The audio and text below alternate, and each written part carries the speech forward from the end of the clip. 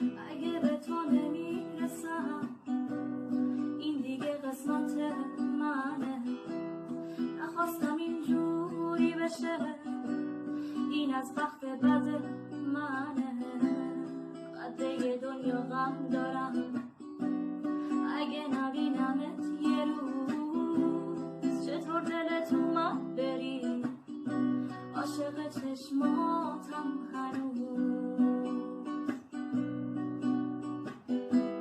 فکر نمی کردم که یه روز اینجوری تحقیر بشم، به جرم دوست داشتن تو اینجوری تنبیه بشم.